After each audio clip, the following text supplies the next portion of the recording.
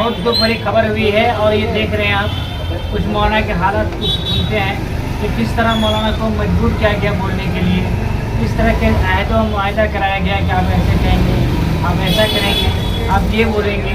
तो मौलाना ने काफ़ी मेहनत की है और मौलाना की मेहनत को रायगा कर दिया गया, बर्बाद हो गया।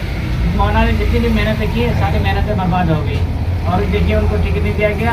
अब जब मौलाना के दुख दर्द को सुनते हैं, मौलाना खुद बता रहे हैं कि किस तरीके से उन्हें ज़बरदस्ती कहा गया कि आप ऐसा बोलें, आप ऐसा करें, आप ऐसा चलें।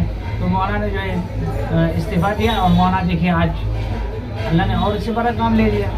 तो होता है, मौलाना को भी ज़्यादा घबराने की जरूरत नहीं है। इंशाल्लाह मेहनत करते रहे, आप आगे बढ़ते रहेंगे। लेकिन AIMM को बहुत बड़ा नुकसान हुआ है, ज़रा मौलाना को भी सुन लेते हैं। वरना फिर पूरी ज़िंदगी आदमी कसम में बंध जाता। अगर उसमें ये लिखा हुआ होता कि मैं अपनी ज़िंदगी में, अपनी लाइफ में कभी भी पार्टी की इस तरह का कोई लफ्ज़ नहीं था, इसीलिए ये गलतफहमी आप सब जहन से निकाल दें। बहुत सारे साथी सलाम पेश कर रहे हैं, मैं सबको जवाब दे रहा हूँ, वालेकुम अस्सलाम, लेकिन मेरी बात ज़रा गौर से सुने। दूसरी बात ये है अभी कल एक वीडियो हमारा मुखिया मुर्शिद साहब के साथ और मेरा उनके साथ बैठकर एक वीडियो है जिसके अंदर मैंने कौमी सदर बैरिस्टर असदुद्दीन ओवैसी साहब के लिए हमने बनाया है और उसमें हमने ये कहा है कि ये वीडियो मैसेज मैं बैरिस्टर साहब के लिए बना रहा हूँ कि हम दोनों में से जिसके भी नाम का आप फैसला करेंगे हम लोग मिलजुल कर लड़ेंगे। ये आपको उसमें दिखाया गया, बाकी मेरा वीडियो दिखाया गया, मेरी बात दिखाई गई, मुखिया मुर्शिद साहब की बात नहीं दिखाई गई, उनकी आवाज़ आपको नहीं सुनाई गई। असल हुआ क्या है, एक कज़्ज़ाब, एक झूठा जो झूठी बात बनाकर लोगों के सामने पेश किया और हमारे सामने भी, वो मैं आपके सामने बताना चाहता हूँ और तब आपको समझ में आएगा कि कितनी बड़ी साजिश का यह हिस्सा है। जो कि हाट विधानसभा की सीट, उसमें हुआ यह कि अभी 14 या 15 तारीख को गालिबन हम पार्टी ऑफिस गए अख्तरुल ईमान साहब से मिलने के लिए। तो उन्होंने हमें बुलाया, बहुत सारे लोग थे वहाँ पे, तो हमें अंदर बुलाया और हमसे ये कहा गया कि मौलाना हम जो कि हाट नहीं लड़ना चाहते, जो कि हाट फंसा हुआ है। हमने कहा क्यों नहीं लड़ना चाहते? उन्होंने कहा कि सर्वे सही नहीं है जो कि हाट के अंदर में, आप दोनों मिलकर भी नहीं जिता सकते, नहीं लड़ सकते। तो हमने कहा नहीं, जो कि जीतना चाहिए। तो फिर उन्होंने ये बात रखी कि जो कि हाट के अंदर जो सर्वे में नाम आ रहा है वो सरफराज साहब का आ रहा है। ये बात जनाब आदिल साहब ने और जनाब अख्तरुल ईमान साहब ने ये बात हमारे सामने रखी अभी 14 या 15 तारीख को रात में किशनगंज ऑफिस में। तो हमने कहा कि नहीं सर, हमने बड़ी मेहनत की है वहाँ पे, जो कि हाट के अंदर में आपको वो सीट लड़ना चाहिए। और फिर उन्होंने कहा कि सर्वे में तो नाम उनका आ रहा। हमने कहा कि सर्वे उनका क्यों होगा, पार्टी में मेहनत हम लोग करें और फिर नाम किसी और का क्यों आ सकता, कैसे आ सकता है? और उन्होंने ये बात कही, असदुद्दीन ओवैसी साहब, उन्होंने आपके नाम के हवाले से हमसे ये बात कही कि बैरिस्टर साहब इस सीट को सरफराज साहब को देना चाहते हैं, उनको लड़ाना चाहते हैं। हमने कहा कि ये तो बिल्कुल गलत बात है। जब हम वहाँ पर 2 कैंडिडेट मौजूद हैं, आप हम दोनों में से किसी एक के नाम का फैसला कर सकते हैं। मैंने ये बात इसलिए कही चूँकि सामने में किसी और को टिकट जा रहा था। उन्होंने कहा कि नहीं, वो उनको लड़ाना चाहते हैं। हमने कहा कि आप उस शख्स को लड़ाना चाहते हैं जिसके भाई ने आपकी कमर की हड्डी तोड़ी है, 3 विधायक को लेकर गए, आपको होश लेना चाहिए और फिर आप उनके भाई की बात कर रहे हैं।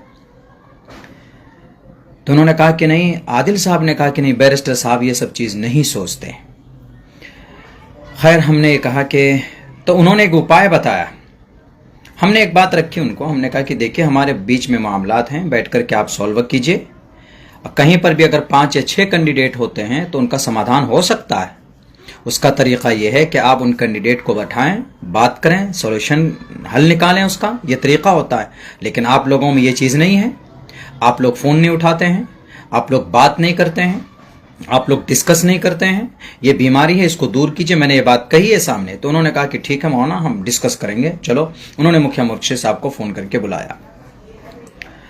उसके बाद उनके सामने भी ये बात रखी कि सरफराज साहब को टिकट जा रहा, बैरिस्टर साहब सरफराज साहब को टिकट देना चाहते हैं। हमने कहा कि भाई उनको कैसे ये टिकट मिल सकता है, ये टिकट तो हमारे नाम का होना चाहिए ना, हम लोगों ने मेहनत की, हमने 7 से 8 साल से हमने मेहनत की है। सन 2020 में मेरा टिकट काटा गया और अख्तर इमान साहब ने होटल हॉलीडे टाइम पूर्णिया के अंदर कबूलियत की घड़ी 3 बजे रात में एक आता कि मौलाना आप शाहनवाज साहब को समर्थन कीजिए, अगले मरतबा आपके बारे में सोचा जाएगा।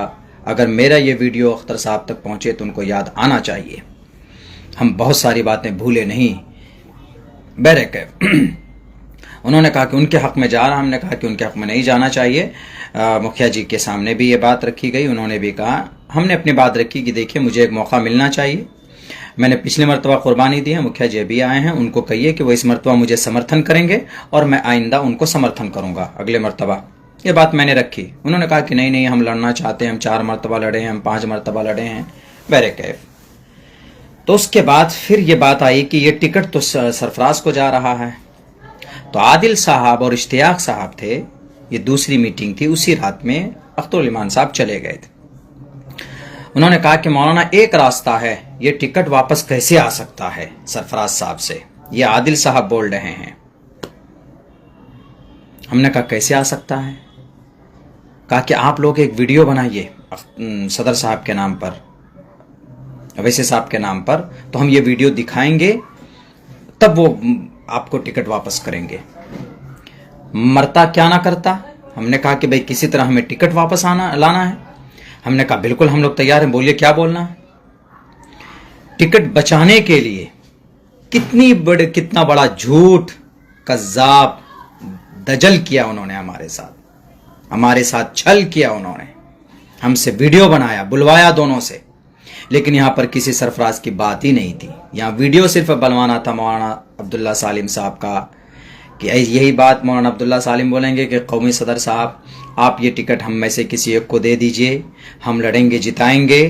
ये वीडियो बनाना था बैरिस्टर साहब के नाम पर, और हमें यह बताया गया कि ये टिकट आप किसी और को जा रहा है, आप वीडियो बनाइएगा तो बैरिस्टर साहब टिकट वापस कर देंगे आपको, सरफराज को नहीं देंगे।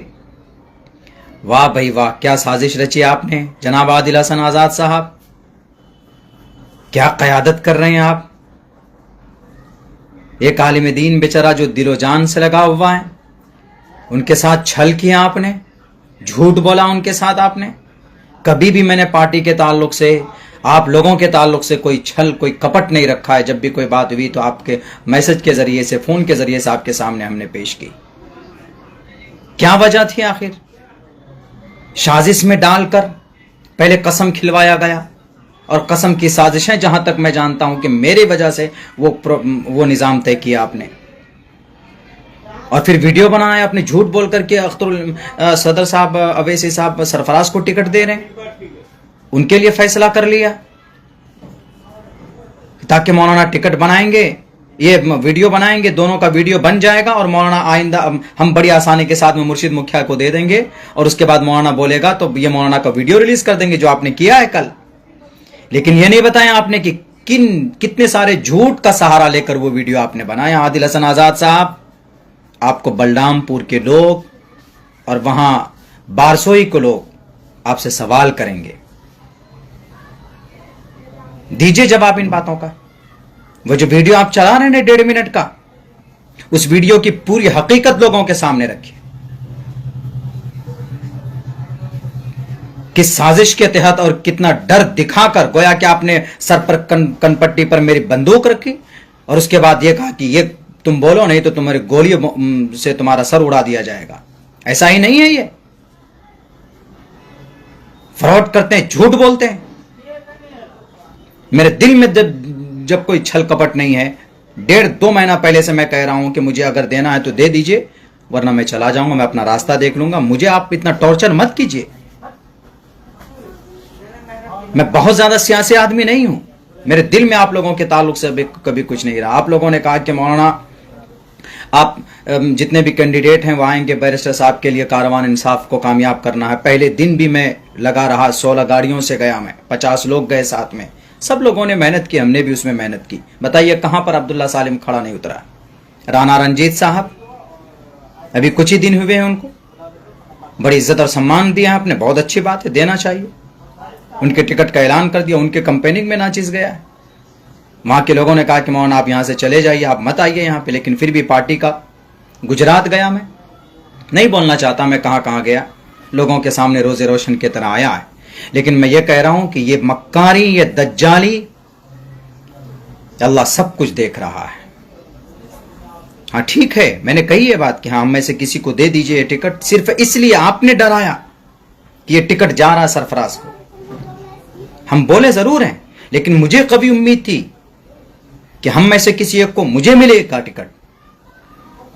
मैं यही सोच रहा था, और आइंदा साल के लिए आप मुखिया साहब को वो करेंगे। मैं ये नहीं, मैं उनके मुखालिफ नहीं मुखिया जी के, लेकिन यह कि उनको टाइम मिलना चाहिए काम करने का, 5 साल तक काम करे वो, उनको टिकट देते आप। और जो कि हाट के अंदर ये सीट में आपको निकाल के दिखाता। बहरे कैफ ये क़यादत नहीं है। अख्तरुल ईमान साहब, आदिल साहब, मैं किसी के खिलाफ कुछ नहीं बोल रहा हूँ, बस मैंने अपने जिम्मेदारी से इस्तीफ़ा दिया है। लेकिन कौम की क़यादत खड़ी करने के लिए आप चले थे, लेकिन सिर्फ टिकट बांटने के लिए आप में इसमें नाकाम साबित हुए हैं। जब आप एक अदना सा टिकट बांटने में आपकी क़यादत बाकी नहीं रही, तो आप कौम के लिए इतने बड़े मसाइल, ज़मीनी मसाइल, मिल्ली मसाइल, समाजी मसाइल, तामीर और तरक्की की क़यादत कैसे कर पाएंगे? उलमा को पसंद नहीं करते हैं आप, उलमा से नफरत है, अदावत है आपको।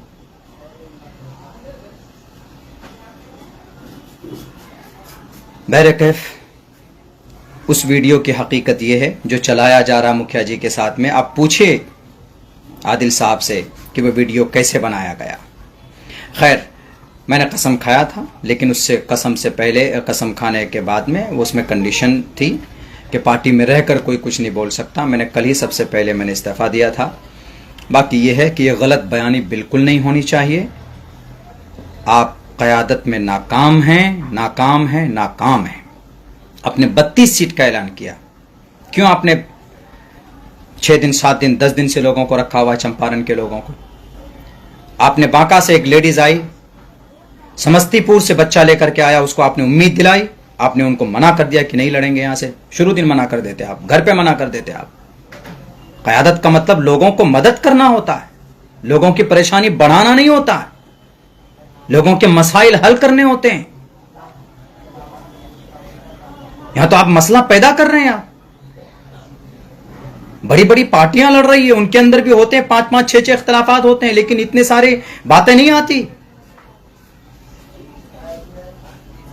सीमांचल में सिर्फ एक अमोर नहीं है अख्तरुल ईमान साहब, सीमांचल में सिर्फ किशनगंज नहीं है। कहां ढांचा आपका तैयार है? दिया है ना आपने बड़े पावरफुल ताकतवर आदमी को टिकट, देखते हैं वो आपकी पार्टी को कामयाब करते हैं कि नहीं। वहां बड़ा चाहिए, बड़ा सर वाला चाहिए जो मुकाबला कर पाए। मुकाबला पैसों से किया जाता है या मुकाबला आवाम करती है, वोट के जरिए से करती है? मैं बहुत कुछ नहीं बोलना चाहता, चूंकि वो वीडियो चलाया जा तो मैं कल से बहुत ज़्यादा उसमें था, परेशानी में था। जाहिर सी बात है, मुझे एक उम्मीद थी, हम भी क़यादत करना चाहते, हम भी क़यादत का साथ देना चाहते थे। एक लफ्ज़ अब्दुल्ला सालिम कहीं नहीं बोला, कहीं नहीं बोला आपके खिलाफ या किसी के खिलाफ। आज भी नहीं बोल रहा हूं, जो कमी है उसको सामने रख रहा हूं बस। बैरिस्टर साहब से भी कहूंगा, यकीनन अगर आप चाहते हैं कि सीमांचल के लोगों के साथ इंसाफ हो, तो टिकट के बंटवारे के वक्त भी इंसाफ कीजिए और पार्टी को संगठित कीजिए। पार्टी संगठित नहीं है। अररिया के अंदर में आपने बड़ा एक करोड़पति उद्योगपति को, लेकिन जो कि अररिया के अंदर में जितने भी प्रखंड है, टीम बताइए आप मुझे। एक अध्यक्ष बना देने से टीम नहीं बनती। आपकी किताब मेरे पास है, प्रोटोकॉल की किताब, जो 10 अक्टूबर सन 2024 को पटना के अंदर में जो मुझे दी गई थी।